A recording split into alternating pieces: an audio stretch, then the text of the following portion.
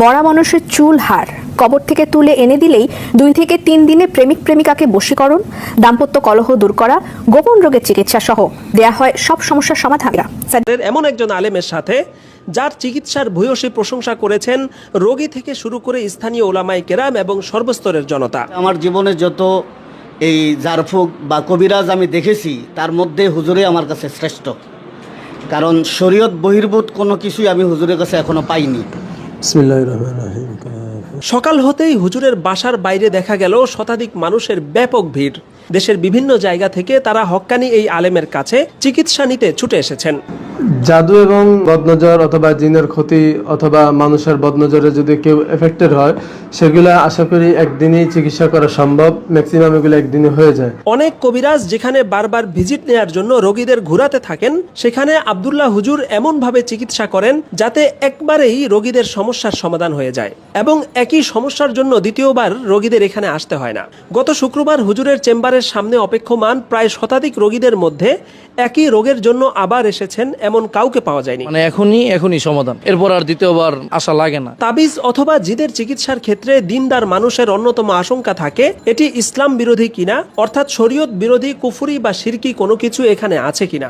এক্ষেত্রে আব্দুল্লাহ হুজুরের স্বচ্ছতা এবং তার ব্যাপারে নিজেদের আস্থার কথা জানিয়েছেন দেশের সচেতন ওলামায়ে কেরাম। কোরআনিকভাবেই উনি মানুষের চিকিৎসা করে থাকেন এবং কুফরি কালাম, জাদু, কবজ সহ এই ধরনের আরও যে সমস্ত জিনিসের দ্বারা ইসলামের বহির্ভূত কর্মকাণ্ড হয় এবং যেগুলোকে ওলামায়ে কেরাম সাপোর্ট করেন না, কোরআন হাদিস সাপোর্ট করেন না, সাধারণত ওই সমস্ত বিষয় দিয়ে চিকিৎসা করাটাকে উনি কখনোই সাপোর্ট করেন না এবং করেন না।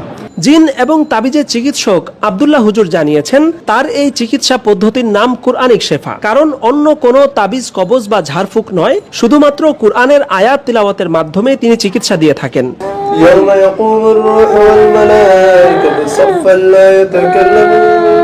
হুজুরের চেম্বারে একজন মহিলা রোগীকে পাওয়া গিয়েছিল যিনি বিছানা থেকে নিজে নিজে উঠতেও পারছিলেন না, অথচ চিকিৎসার পর একই মহিলাকে দেখা গেছে তিনি অনায়াসে হেঁটে বেড়াচ্ছেন। কোরআন থেকে যেহেতু আমল করা হচ্ছে, তো কোরআনের মাধ্যমে শিফা আর কি, তো এটা আমরা নাম দিয়েছি কোরআনিক শিফা। কোরআন আর সুন্নাহর বাহিরে এখানে কোনো আমল করা হয় না। কুরআনিক শেফায় কোনো রোগী এলে সর্বপ্রথম তার ব্যাপারটি যাচাই করা হয়। যদি জিন বা তাবিজের কিছু পাওয়া যায় তাহলে আমল করা হয়, অন্যথায় শারীরিক সমস্যা হিসেবে রোগীকে সরাসরি ডাক্তারের কাছে পাঠিয়ে দেওয়া হয়। মূলত এ কারণেই আব্দুল্লাহ হুজুর এবং তার কুরআনিক শেফা রোগীদের আস্থার জায়গায় পরিণত হয়েছে। আমার স্ত্রী অনেক বেশি অসুস্থ ছিল, অ্যালার্জি সমস্যা, পা থেকে মাথা পর্যন্ত শত শত নয়, হাজার হাজার নয়, লক্ষ লক্ষ অ্যালার্জির মতো ছোট ছোট। আমি বড় পেরেশান হলাম, অনেক ডাক্তার দেখালাম, কিন্তু তেমন কোনো উন্নতি হলো না।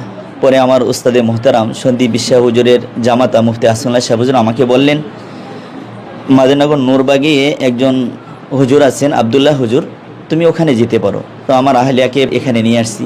হুজুর কিছু তদবির দিয়েছিলেন, এটা দেওয়ার পর আলহামদুলিল্লাহ পরিপূর্ণ সুস্থ হয়ে যায়। এই 6-7 বছর পর্যন্ত আর কখনো অ্যালার্জির রোগটা দেখে নাই, এটা আমি বাস্তব বলতেছি। এখানে আমার হুজুরের সাথে কোনো নাই। এরপরে আমার আরেকটা সমস্যা আমি নিজেই দেখেছি। আমার বড় ছেলেটা হওয়ার পরে এরপর আমার 4-4টা বাচ্চা নষ্ট হয়, কখনো 4 মাস, কখনো 5 মাস, এমন। আমি বড় পেরেশান হই। এরপরে আমার স্ত্রী বলতেছে একটু হুজুরের কাছে যাওয়া দরকার, হুজুরের কাছে যায় না একটু। এরপরে আমি আবার হুজুরের শরণাপন্ন হয়ে হুজুরের কাছে আসি, আমি সব খুলে বলি। এরপর আলহামদুলিল্লাহ হুজুর তদবির দিয়েছেন। এরপরে আল্লাহ তাআলা আমাকে একটা সন্তান দান করেছেন। ছেলেটার বয়স